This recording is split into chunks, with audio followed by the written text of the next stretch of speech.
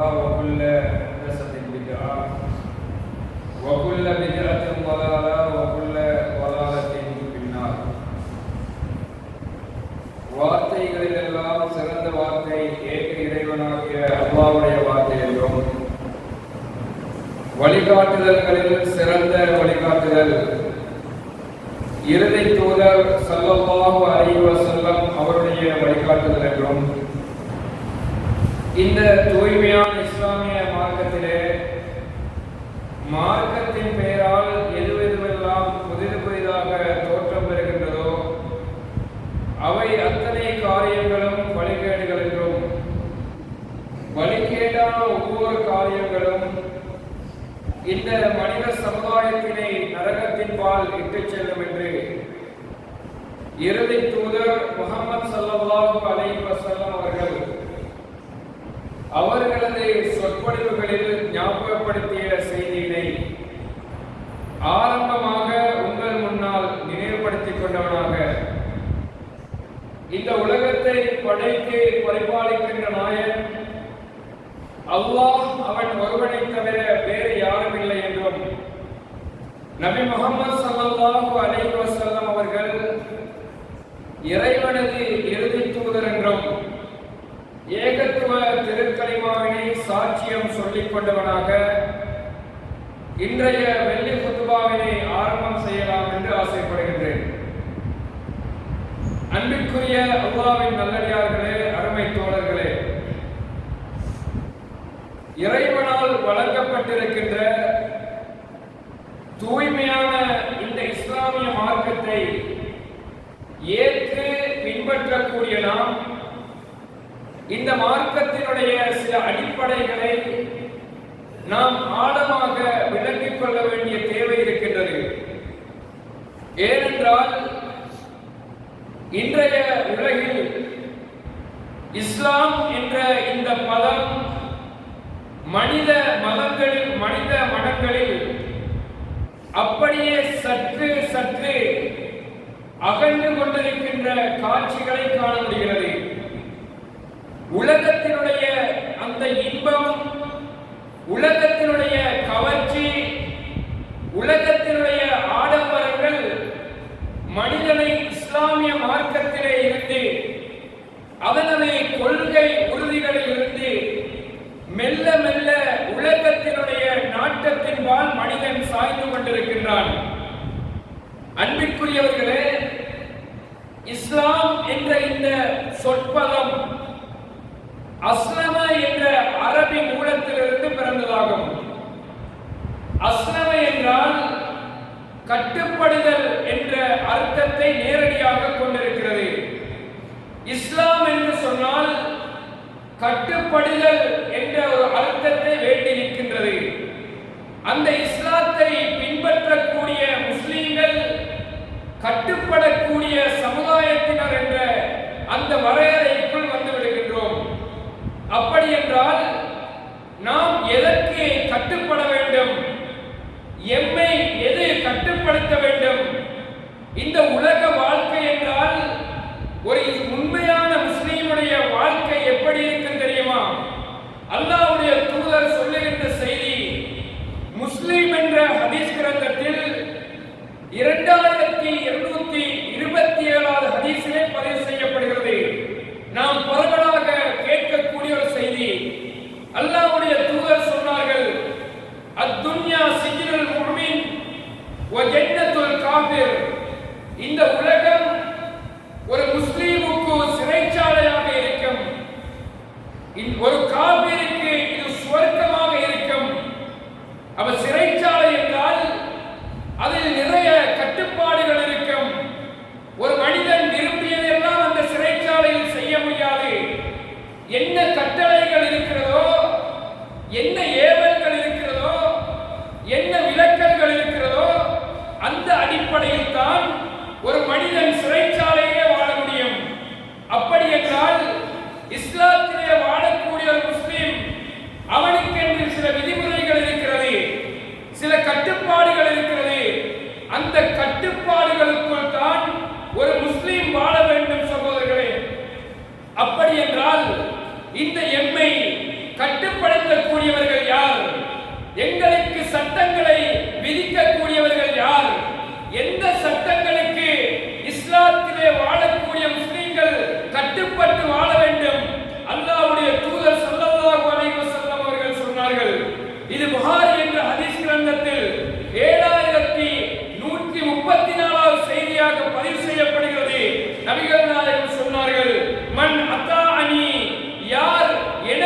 கட்டுப்படுகிறார்களோ ஃபக்கத் அத்தா அல்லாஹ், அவர்கள் அல்லாஹ்வுக்கு கட்டுப்பட்டவர்கள்.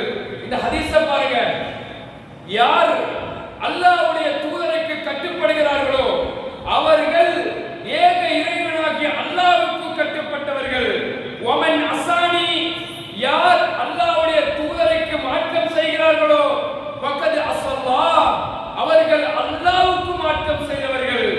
வமன் அத்தா அல் அமீர், அதிகாரம் உள்ளவர்கள், ஆட்சி அதிகாரம் மிக்கவர்கள், ஆளக்கூடிய அந்த அமீர்மார்களுக்கு யார் கட்டுப்படுகிறார்களோ ஃபக்கத் அத்தா அனி, அவர் எனக்கு கட்டுப்பட்டவர் போலாவார் என்று அல்லாஹ்வுடைய தூதர் சொல்லிவிட்டு வஇன்னமல் இமாமுல் ஜுன்னா, ஆட்சி அதிகாரம் பெற்ற அந்த அதிகாரிகள் அவர்கள் உங்களுக்கு மிகப்பெரிய ஒரு அரணாக இருக்கிறார்கள் என்று நபிகள் தான் சொல்றாங்க. அப்ப இந்த ஹதீஸ்ல மேலோட்டமாக பார்க்கின்ற நேரம் அல்லாஹ்வுக்கு கட்டுப்பட வேண்டும், அல்லாஹ்வுடைய தூதருக்கு கட்டுப்பட வேண்டும், இந்த நாட்டிலே இருக்கின்ற அதிகாரம் பெற்ற ஆட்சி செய்யக்கூடிய இஸ்லாமிய ஆட்சியுடைய கலீஃபாக்களுக்கு கட்டுப்பட வேண்டும் என்று அல்லாஹ்வுடைய தூதர் சொன்னார்கள். ஒரு முஸ்லிம் எந்த இடத்திலும் அவனது தலைமைத்துவத்தோடு வாழ வேண்டும். தலைமைத்துவம் இன்றைய ஒரு சமுதாயம் இந்த உலகத்திலே வாழ முடியாது. எந்த அளவுக்கு தெரியுமா? அல்லாஹ்வுடைய தூதர் சொன்னார்கள், நீங்கள் வெளியில ஒரு பயணம் போறீங்க வைங்க, இதா ஹரஜ ஸலாஸ், மூன்று மனிதர்கள் ஒரு பிரயாணத்திலே போகிறீர்கள், பல் யுஅம்மரு அஹதுக்கும், உங்களில் ஒருவரை தலைவராக ஆக்கிக் கொள்ளுங்கள். தலைமைத்துவம் இல்லாம ஒரு பயணம் போகிறது. ஒரு வேலை செய்றீங்களா, அதுக்கு ஒரு தலைமைத்துவம் இருக்க வேண்டும். எல்லா விடயங்களிலும் ஒரு தலைமைத்துவம், ஒரு கட்டுப்பாடு, ஒரு அதிகாரம் எந்த இடத்திலே இல்லையோ அந்த இடம் சின்ன பின்னமாகிவிடும். ஒரு குடும்பத்திலே கட்டுப்பாடுகள் இல்லாவிட்டால் அந்த குடும்பம் கட்டுக்கோப்பை இழந்த குடும்பம். அதே போல ஒரு பாடசாலையை பார்த்து இதுதான் சுப்ரி நல்ல பாடசாலை, என்ன காரணம்? கட்டுப்பாடுகள் இருக்கும், வரையறைகள் இருக்கும், பெல் அடிச்சா கேட்டு மூடுவாங்க, அதுக்கு பின்னாடி யாருக்கும் போகிறது. ஒரு சிறந்த பாடசாலை, ஒரு பள்ளிவாசல் என்றால் அதற்கென்று விதிமுறைகள் இருக்கும், கட்டுப்பாடுகள் இருக்கும், சட்டங்கள் இருக்கும். அந்த ஊரிலே வாழக்கூடிய அங்கத்தவர்கள் அந்த சட்டங்களுக்கு கட்டுப்பட்டு வாழ்வார்கள். ஒரு சிறந்த சமுதாயம். சொல்றமா இல்லையா? அல்லாஹ்வுடைய தூதர் ஸல்லல்லாஹு அலைஹி வஸல்லம் அவர்கள் தலைமைத்துவத்தை பேசுகின்ற நேரம் இவரு ஸ்மார்ட்டா இருக்கணும், நல்ல பாடி லாங்குவேஜ் இருக்கணும், நல்ல கட்ஸா இருக்கணும், அப்படி சொல்லவில்லை. அல்லாஹ்வுடைய தூதர் சொல்றாங்க பாருங்க. இது புகாரியில 7143வது செய்தி. இந்த செய்தி அல்லாஹ்வுடைய தூதர் எப்படி பேசுறாங்க பாருங்க. இஸ்மஉ, மக்களே நீங்கள் செவிதாய்த்து கேளுங்கள். வஅதீஉ, நீங்கள் முழுமையாக கட்டுப்படுங்கள். வஇன்ஸ்துஅமில அலைக்குமுல் அப்தன் ஹபஷி, ஒரு ஹபஷி இனத்தைச் சேர்ந்த, நம்ம சொல்லுவோமா இல்லையா சோமாலியக்காரன் அல்லது எத்தியோப்பியாக்காரன் சொல்லுவோமா இல்லையா? இப்படி ஒரு எத்தியோப்பிய மனிதர் அல்லது சோமாலிய ஒரு மனிதர், ஒரு ஹபஷி இனத்தை சேர்ந்த ஒரு அடிமை உங்களுக்கு தலைவராக நியமிக்கப்பட்டாலும் நீங்கள் கட்டுப்பட வேண்டும். கஅன்ன ரக்ஸுஹு ஸபீபா, அவருடைய தலையை பார்த்தா அந்த காய்ந்த ஈச்சம்பழத்தை போல சுருண்ட தலை, அசிங்கமான தோற்றம். ஒரு அடிமை தலைவராக நியமிக்கப்பட்டால் நீங்கள் அவருக்கு கட்டாயமாக கட்டுப்பட்டே ஆக வேண்டும். ஆள் சரியில்லைப்பா, ஆள மூஞ்சே பிடிக்கல, அவர பேக்ரவுண்ட் சரியில்லை, அவருக்கு அதிகாரம் இல்ல, ஊர்ல விருப்பம் இல்ல, இப்படி சாட்டு போக்கிற சொல்ல முடியாது. அவரு அதுக்கு பின்னாடி நான் வரையறை சொல்றேன். அல்லாஹ்வுடைய தூதர் சொல்றாங்க, யார் உங்களுக்கு தலைவர்களாக அதிகாரம் மிக்கவர்களாக அமீர்களாக நியமிக்கப்படுகிறார்களோ அவர்களுக்கு கட்டுப்பட்டே ஆக வேண்டும். இப்னு அப்பாஸ் ரலியல்லாஹு சொல்றாங்க பாருங்க. இந்த செய்தியை நன்றாக கவனியுங்கள். புகாரியில 7053வது செய்தி. அல்லாஹ்வுடைய தூதர் சொல்கிறார்கள், மன் ரஆ மின் அமீரி ஷைஅன், உங்களுக்கு தலைவராக்கப்பட்ட ஒரு தலைவரை நீங்க பாக்குறீங்க, யக்ரஹு ஷை, அவர்ட்ட ஒரு விஷயத்தை நீங்க வெறுக்கிறீங்க.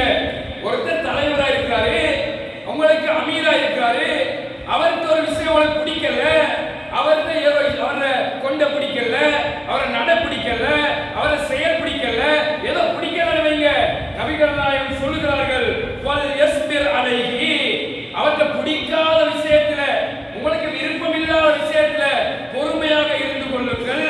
ஃபைன்னஹு மன் கான ஃபாரிகுல் ஜமாஅ, அல்லாஹ்வுடைய தூதர் சொல்கிறார்கள், ஒரு ஜமாஅத் இருக்கின்ற நேரம், ஒரு அமீருக்கு கீழால் ஒரு சமுதாயம் இருக்கின்ற நேரம், யார் அந்த ஜமாஅத்தை விட்டு, அந்த இஸ்லாமிய அரசினுடைய அங்கத்துவத்தை விட்டு ஒரு சாணளவு வெளியே போகிறாரோ, வமாத இல்லா மாத மீதத்தன் ஜாகிலியா, அவர் அறியாமை கால ஜாகிலிய மரணத்தை தான் சம்பவிப்பார். அவர் ஒரு அரசு இருந்தால், அல்லது அமீர் இருந்தால், ஒரு தலைவர் இருந்தால், அந்த கட்டுக்கோப்புகள் இருந்தால், அதற்கு கட்டுப்படாமல் இதெல்லாம் எனக்கு தேவையில்லை, நான் நினைச்ச மாதிரி வாழலாம் என்று ஒரு மனிதர் பிரிந்து சென்றால் அவருடைய மரணம் ஜாகிலியத்துடைய மரணம் என்று அல்லாஹ்வுடைய தூதர் சொல்லுகிறார்கள். யோசிப்பா, அந்த ஹதீஸ்கள் எல்லாம் ஆழமாக பதிவு செய்து கொள்ள வேண்டும். ஆனால் இஸ்லாம் கட்டுப்படுங்கள், அவருக்கு பணிந்து செல்லுங்கள் என்று சொல்லுவதை மோட்டுத்தனமாக சொல்ல மாட்டாது, சில வரையறைகளை வைக்கும். நீங்க கட்டுப்படுறதா, அவருக்கு அடிபணிந்து செல்றதா, எது வரைக்கும் ஏதுன்னு தெரியுமா? அலி ரலியல்லாஹு அன்ஹு சொல்லக்கூடிய செய்தியை பாருங்க.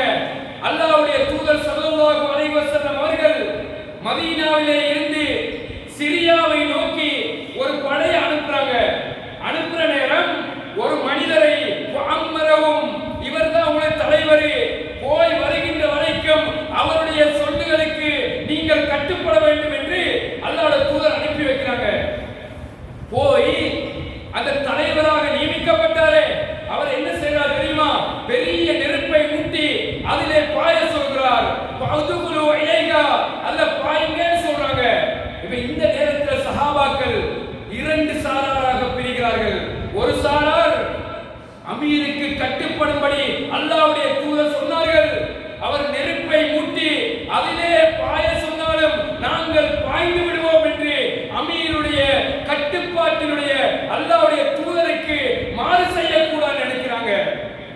இன்னும் சில சாரார் பதக்கரதாலிக்க, சிலர் சொல்றாங்க, நம்ம இதை போய் ரசூலுல்லாஹ்ட்ட கேட்போம், மோட்டுத்தனமான நெருப்புல பாயக்கூடாது, நாங்க நெருப்புல இருந்தாலும் மீண்டு இந்த சொர்க்கத்திற்கு போய் வந்தோம், அந்த நரகத்துக்கே திருப்பி போறதா அல்லாஹ்வுடைய தூதர்கிட்ட போய் நடந்த சம்பவத்தை சொல்கிறார்கள். நபிகள் நான் சொல்றாங்க பாருங்க, லவ் தஹலூஹா லம் தஸாலு ஃபீகா இலா யௌமில் கியாமா, யார் அந்த நெருப்பிலே பாய்வதற்கு முடிவெடுத்தார்களோ, அந்த நெருப்பிலே பாய்ந்திருந்தால் மறுமை வரைக்கும் அவர்கள் நரகத்திலே இருந்திருப்பார்கள். ஒரு அமீர் போன்றது எல்லாத்தையும் சொன்னா கட்டுப்படையாது. அவர் நினைச்சமா எடுத்து விடணுமா, அவர் நினைச்சத சட்டமாக்கிடுமா, இதை செய் அதை செய் சொல்றதுக்கு அதிகாரத்தை அவருக்கு யார் கொடுத்தது? அல்லாஹ்வுடைய தூதர் சொல்லுகிறார்கள். சொல்ற வார்த்தையை பாருங்க, லா தஅதும் ஃபீ மஸியத்தில்லாஹ், அல்லாஹ்வுக்கு மாற்றம் செய்யும்படி யாராவது கட்டளையிட்டால் அதுக்கு கட்டுப்படாதீங்க, அதுக்கு உரிமை இல்ல அவருக்கு. அல்லாஹ்வுடைய தூதருக்கு மேல பேசிறோமா, அல்லாஹ்க்கு மேல பேசிறோமா? அல்லாஹ் தானே பெஸ்டா இருக்கணும். அதுக்கு அடுத்து அல்லாஹ்வுடைய தூதரே, அல்லாஹ்வுடைய தூதருடைய சட்டத்திற்கு மாற்றமாக, அல்லாஹ்வுடைய சட்டத்திற்கு மாற்றமாக ஒரு தலைவர் சட்டத்தை இயற்றினால் நீங்கள் அதற்கு மாறு செய்யுங்கள். அதுதான் நபி வழி. நபிகள் நான் சொல்றேன் பாருங்க, அத்தாஅத்து ஃபில் மஅரூஃப், கட்டுப்படுதல் எதுக்கு தெரியுமா? நல்ல விஷயத்துல கட்டுப்படுங்க. ஈமானுக்கு நெருக்கமானதா, அல்லாஹ்வுக்கு விருப்பமானதா, அல்லாஹ்வுடைய தூதருக்கு விரும்பக்கூடிய செயல்களா, அதில கட்டுப்படலாம். அவர் நினைச்சது சொன்னா, அவர் மனச்சபடி சொன்னால், மார்க்கத்துக்கு மாற்றமா சொன்னா எடுத்து வீசிட்டு போங்க, அதுதான் மார்க்கம் சகோதரர்களே.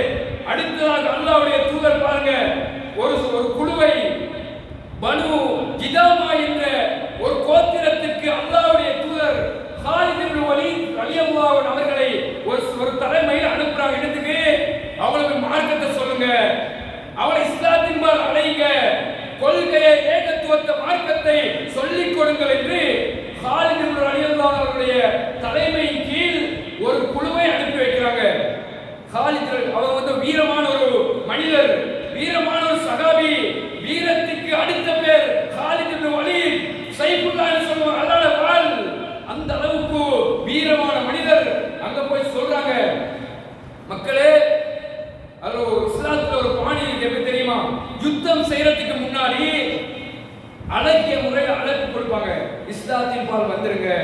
இந்த உண்மை சத்தியங்களை விளக்கி சொல்லுவார்கள். அதற்கு கட்டுப்படவில்லை என்றால் தான் எதிர்த்து போராடுவார்கள். அப்படி ஹாலித் ரலியல்லாஹு சொல்ற நேரத்துல அவங்க எப்படி தெரியுமா ஹாலித் சொல்றாங்க, அஸ்லம்னா இஸ்லாமாகி விட்டோம்னு சொல்லுங்க. அவர்கள் சொல்லுகிறார்கள், சபஅனா நாங்க வந்துட்டோம், நாங்க கட்டுப்பட்டுட்டோம் சொல்ல, இஸ்லாத்துக்கு சொல்லல, நாங்க ஏற்று கட்டுப்பட்டோம் சொல்றாங்க. அதற்கு ஹாலித் ரலியல்லாஹு அவர்கள் அவர்களை சிறைப்பிடித்து அப்படியே என்ன வார்த்தையை பயன்படுத்தினாங்க தெரியுமா? இவங்க எல்லாம் கொண்டு போட்டுருங்க. யாரு இஸ்லாம் ஏற்கலையா எல்லாரையும் அப்படியே கொலை செய்யுங்க. அதற்கு அந்த சஹாபாக்கள் சிலர் சொல்லுகிறார்கள், நாங்கள் கொலை செய்ய மாட்டோம், உங்களையும் கொலை செய்ய விட மாட்டோம் என்றிருந்தும் ஹாலித் ரலியல்லாஹு அவர்கள் ஓரிருவரை கொலை செய்து விட்டார்கள். பின்னர் இந்த செய்தி அல்லாஹ்வுடைய தூதருக்கு வருகிறது. நபிகள் நாயகம் செய்தியை சொல்றாங்க, அல்லாஹ்வுடைய தூதர் ஸல்லல்லாஹு அலைஹி வஸல்லம் அவர்கள் என்னுடைய தலைமையில் அனுப்பிய ஹாலித் ரலியல்லாஹு அவர்களுக்கு நீங்கள் ஏன் கட்டுப்படவில்லைன்னு கேட்கல. அல்லாஹ்வுடைய தூதர் வார்த்தையை பாருங்க. நபிகள் நாயகம் வரஃபஅ நபி ஸல்லல்லாஹு அலைஹி வஸல்லம் இதை அல்லாஹ்வுடைய தூதர் இரண்டு கைகளையும் இப்படியே உயர்த்துகிறார்கள். உயர்த்தி சொன்னார்கள், அல்லாஹும்ம இன்னி அப்ரஉ இலைக மிம்மா ஸனஅ ஹாலித் ரலியல்லாஹு அவர்கள் செய்த இந்த விடயத்திலே இருந்து நான் நீங்கிக் கொண்டேன் யா அல்லாஹ் என்று அப்படியே கைகளை உயர்த்தி இரண்டு தடவை சொல்லுகிறார்கள்.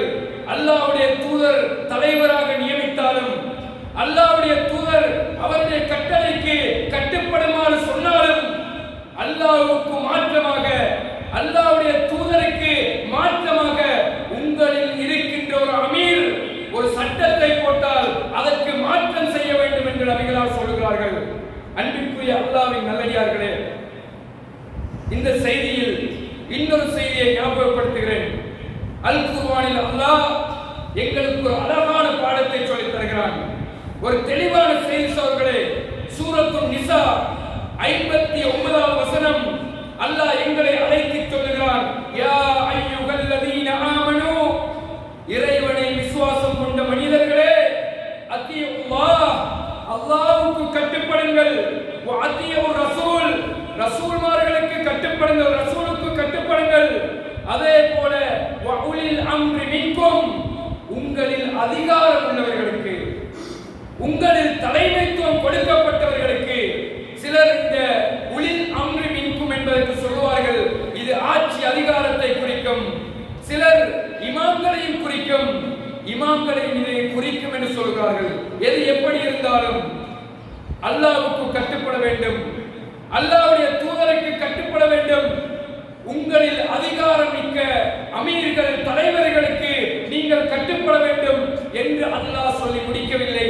அதோட சேர்த்து இன்னொரு செய்தியை சொல்ற பாருங்க, வ இன் தனாஸஅதும் ஃபீ ஷை ஃபரத்தூஹு இலல்லாஹி வ ரசூல். அல்லாஹ் தஆலா சொல்கிறான், கட்டுப்படுதல் அவசியமானது. அல்லாஹ்வுக்கு கட்டுப்படுகிறோம், அல்லாஹ்வுடைய தூதருக்கு கட்டுப்பட வேண்டும். இது ரெண்டுலையும் யாருக்கு மாற்று கருத்து இல்ல. யாராவது ரசூலுக்கு கட்டுப்பட வேணாம்னு சொன்னா அவர் இஸ்லாத்தை விட்டு வெளியே போறாரு. அல்லாஹ்வுக்கு கட்டுப்பட கூடாது என்றால் அவர் இஸ்லாத்தை விட்டு வெளியே போறாரு. இப்ப அமீருடைய விஷயம் வருதா, உலில் அம்ரி மின்கும், உங்களுள்ள தலைவர்கள், பொறுப்புதாரிகள், அதிகாரம் மிக்கவர்கள், அவர் ஒரு சட்டத்தை போடுறாரு. அந்த சட்டத்துல ஒரு பிரச்சனை வருது, அந்த சட்டத்துல முரண்பாடு வருது. ஒருத்தர் ஒன்று சொல்றாரு, இன்னொருத்தர் சொல்றாரு, மாறி மாறி ரெண்டு கருத்து. என்ன செய்யறது? இன்னைக்கு சாதாரண சமுதாயத்தில் இருக்கின்ற பிரிவுகளை யோசிச்சு பாருங்க. எத்தனை ஜமாத்துக்கள், எத்தனை கொள்கைகள், எத்தனை இசங்கள், எப்படியே இஸ்லாமிய சமுதாயம் அல்லாஹ்வுடைய தூதருடைய முன்னறிவிப்பின்படி துண்டு துண்டாக பிரிக்கப்பட்டிருக்கிறது. இது பிரிகிறது ஹதீஸுடைய அர்த்தம் சொல்வது. இது பிரிகின்ற நேரம், இஸ்லாத்துல இயக்கங்கள் வருகின்ற நேரம், கொள்கைகள் வருகின்ற நேரம், யாருக்கு கட்டுப்படுறது? ஜமியத்துல் உலமாவுக்கா, அல்ல பெரிய பள்ளிவாசலுக்கா, அல்ல வக்ஃப் சபைக்கா, அல்ல ஊர்ல உள்ள பெரிய பள்ளிவாசலுக்கா? யாருக்கு கட்டுப்படுறது? யாரு சொல்ற சரி? ஜமியத்துல் உலமா அவர்கள் சரியாக செய்தால், சரியாக சொன்னால், கரெக்ட்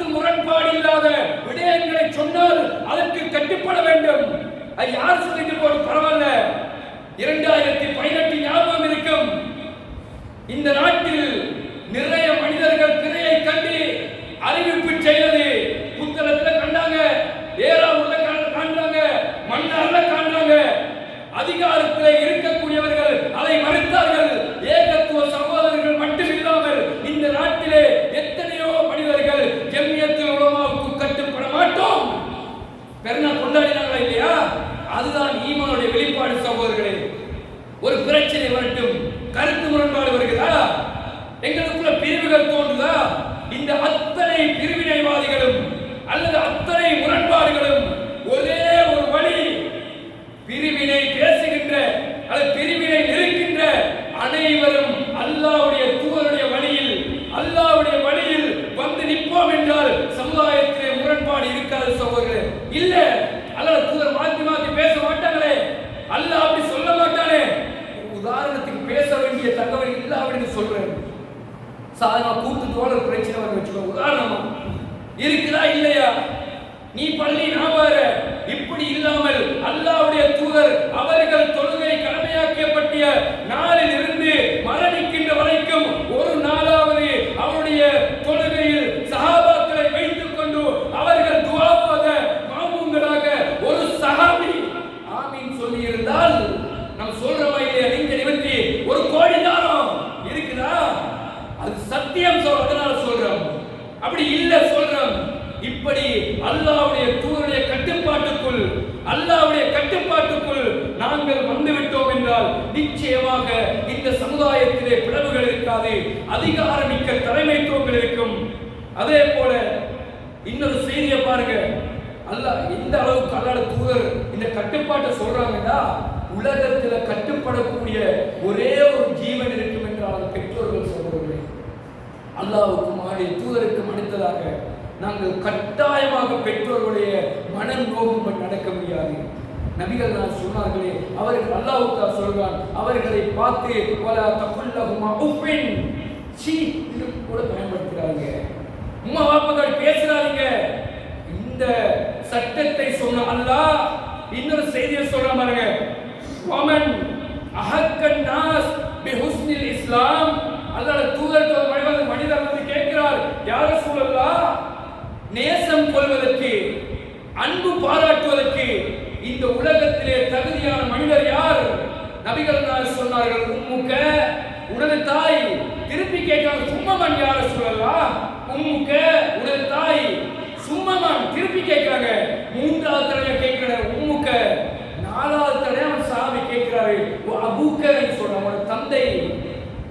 இப்படி தாயுடைய மகிமையை சொல்ல இஸ்லாமிய மார்க்கம் அல்லாஹ் சொல்ற பாருங்க, வவஸைனல் இன்சான பிவாலிதைஹி, உங்களுடைய பெற்றோர்களுக்கு நீங்கள் உபகாரம் செய்ய வேண்டும் என்று அல்லாஹ் உங்களுக்கு வசியத்து செய்கிறான். ஹமலத்துஹு உம்முஹு வஹ்னன் அலா வஹன், உங்களுடைய தாய் கஷ்டத்துக்கு மேல் கஷ்டப்பட்டு உங்களை சுமந்தால், வபிசாலத்துஹு ஃபி ஆமைன், 2 வருடம் அவர் உங்களுக்காக பாலூட்டினாள் என்று அல்லாஹ் சொல்லிவிட்டு செய்தியை சொல்றாங்க. அனிஷ்குர்லி வலிவாலிதை, உங்களுடைய பெற்றோர்களுக்கு நீங்கள் நன்றி உபகாரம் செய்யுங்கள். இதெல்லாம் ஒரு சைட் சகோதரர்களே. இந்த வசனத்துல இதெல்லாம் சேர்த்து இன்னொரு பகுதி வருது, நல்லா கவனிங்க. அல்லாஹ் சொல்றான், வைன் ஜாகதாக அலா அன் துஷ்ரிக பிஹி மா லைஸ லக பிஹி இல்முன். அல்லாஹ் சொல்றான் பாருங்க, உங்களோட பாப்பா உங்களோட உம்மா உங்களுக்கு அறிவில்லாத ஒரு விஷயத்துல அல்லாஹ்வுக்கு இணை கற்பிக்கும்படி உங்களுக்கு ஏவுவார்களாக இருந்தால் வலா துத்இஹுமா, அவங்களை கட்டுப்பற்றாத. உன்னோட பாப்பா என்றதுக்காக, உன்னோட உம்மா என்றதுக்காக, உன்னோட உறவு என்றதுக்காக அல்லாஹ்வுக்கும் அல்லாஹ்வுடைய தூதருக்கும் மாற்றமாக ஒரு கட்டளையை நீங்கள் பெற்றெடுத்த தாய் சொன்னாலும் கட்டுப்படக்கூடாது என்று இஸ்லாம் சொல்லுது. உம்மா சொல்றவா சீதனம் எடுக்கிறதுக்கு அப்படி மறைமுகமா ஒரு ஒப்புதல் தாரா? சீதனத்துக்கு வட்டிக்கு மறைமுகமா உங்களுக்கு ஏற்பாடு செய்யற மகன் பரவாயில்ல எடுத்துக்க, வட்டி தானே சீதனம் தானே, அந்த இடத்துல வாப்பா சொன்னாலும் அதை மாறி செய்ய வேண்டும் சகோதரர்களே. உம்மா சொன்னாலும் உம்மாவை விட அல்லாஹ்வை பெருசாக நினைக்க வேண்டும். இந்த